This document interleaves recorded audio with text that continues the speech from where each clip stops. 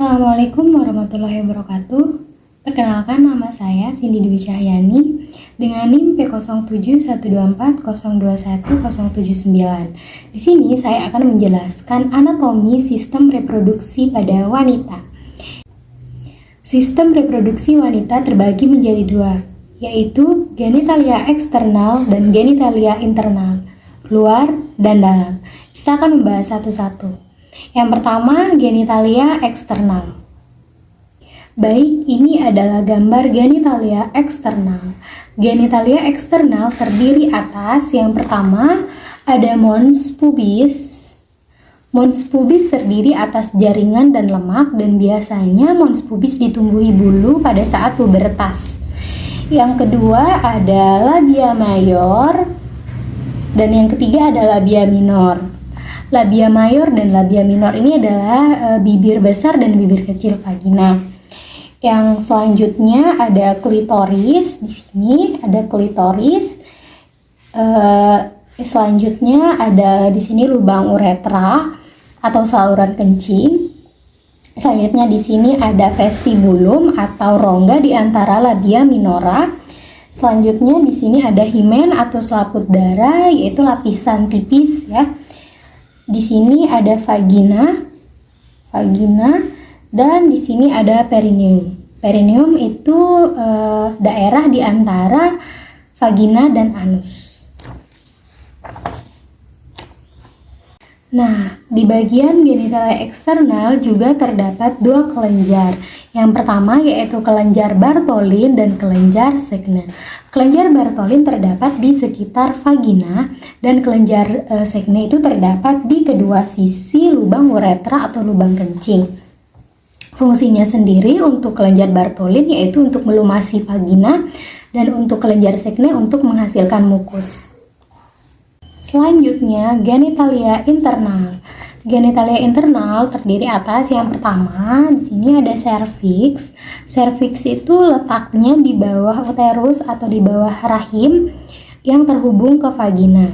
Fungsinya yaitu menghasilkan mukus dan menyalurkan sperma dari vagina ke uterus. Sini. Nah, yang kedua di sini ada rahim atau uterus di sini.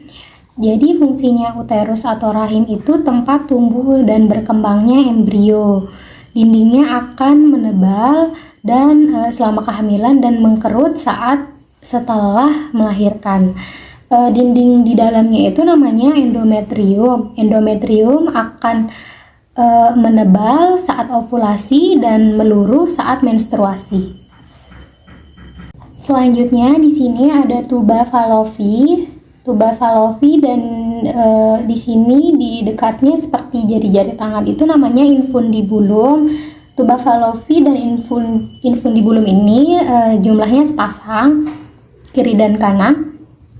Fungsi dari infundibulum itu sendiri untuk menangkap ovum yang terlepas dari ovarium. Sedangkan di sini ada tuba fallopi, di dalamnya itu ada silia yang bisa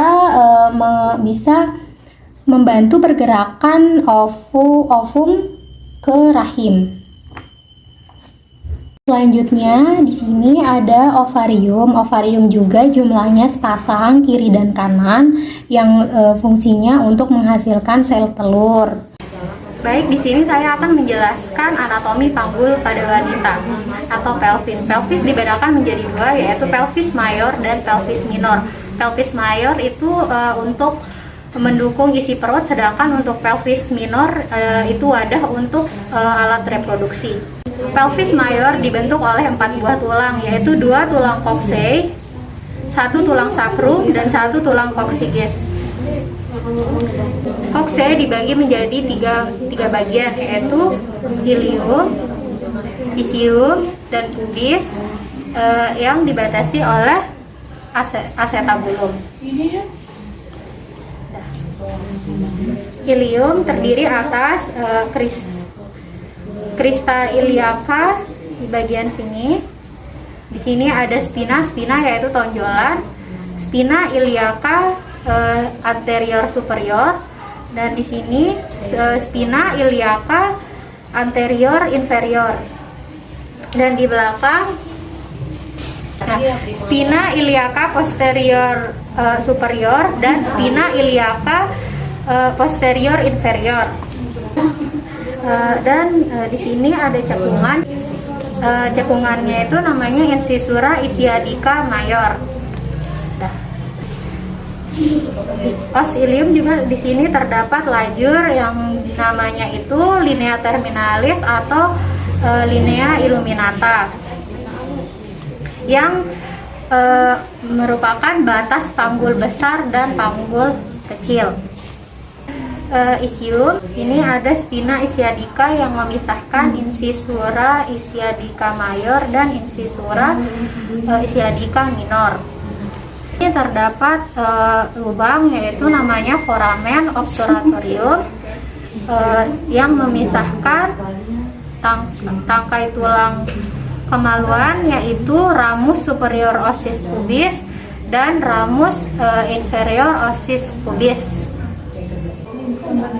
Selanjutnya persendian yang ada di tulang panggul. Yang pertama artikulasio sacroiliaca yang menghubungkan sakrum dengan ilium. Yang kedua sacrococcygeus yang menghubungkan sakrum dengan coccyges dan symphysis pubis. Baik, di sini saya akan menjelaskan bagian-bagian lunak pada panggul wanita.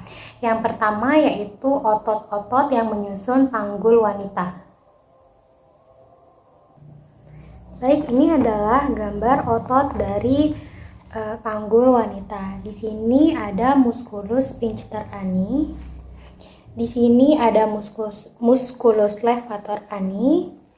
Dan di sini terdapat musculus parinea transversal superficialis. Di sini ada musculus bubosponghiosus. Dan di sini ada musculus gluteus maximus.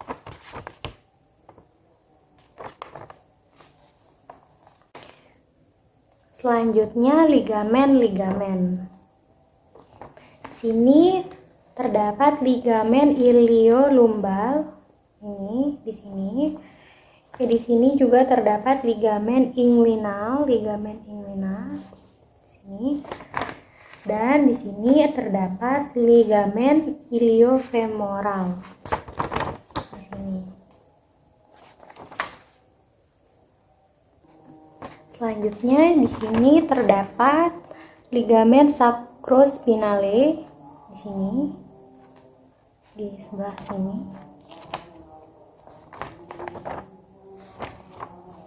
Di sini terdapat ligamen sacrotuberale dan di sini terdapat ligamen pubicum.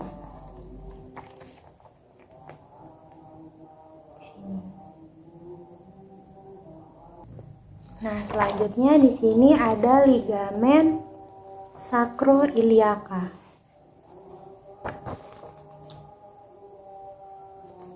Di sini. Baik, itu tadi bagian lunak dari penyusun panggul wanita, ligamen-ligamen dan otot-otot. Selanjutnya saya akan menjelaskan bentuk-bentuk panggul pada wanita. Yang pertama di sini ada ginekoid. Ginekoid ini yang paling normal ya, atau yang paling ideal. Hampir ditemukan 45% pada wanita. Diameter transversa dan dengan diameter anteroposteriornya sama. Selanjutnya yaitu android. Bentuk ini biasanya pada pria atau laki-laki dan ditemukan pada 15% pada wanita. Ini menyerupai segitiga dan ukuran transversanya dekat dengan sakrum. Selanjutnya bentuk antropoid, ini ditemukan 35% pada wanita. Pintu atas panggulnya agak lonjong. Panjang diameter anteroposterior itu lebih besar daripada diameter transversa. Yang terakhir ada bentuk platypeloid, yaitu panggul picak yang diameter transversanya lebih besar daripada diameter anteroposteriornya, ditemukan 5% pada wanita. Baik, di sini saya akan menunjukkan bagaimana cara pengukuran panggul luar pada ibu hamil. Alat-alat yang kita butuhkan yang pertama ada jangka panggul dan metlin atau meteran. Yang pertama kita akan mengukur distansia spinarum, yaitu jarak antara spina iliaca anterior superior kiri dan kanan. Jarak normalnya yaitu 23 cm sampai 26 cm. Pertama, letakkan jari telunjuk ke ujung, lalu jari tengah akan meraba bagaimana letak spina iliaca.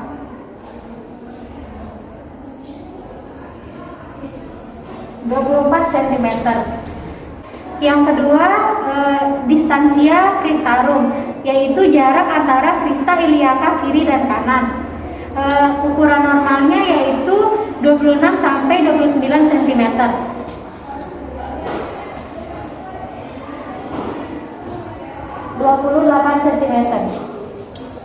Yang ketiga, conjugata externa, yaitu jarak antara simfisis dengan ruas tulang lumbal kelima.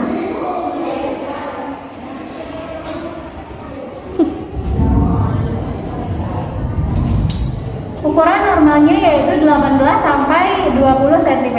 Yang keempat, pengukuran lingkar panggul, jarak dari pinggir atas simfisis lalu melewati spina iliaca anterior superior kanan, kemudian ke belakang, lalu kembali lagi ke spina iliaca anterior superior kiri dan kembali lagi ke tepi pinggir atas simfisis. Ukuran normalnya yaitu 80 sampai 90 cm.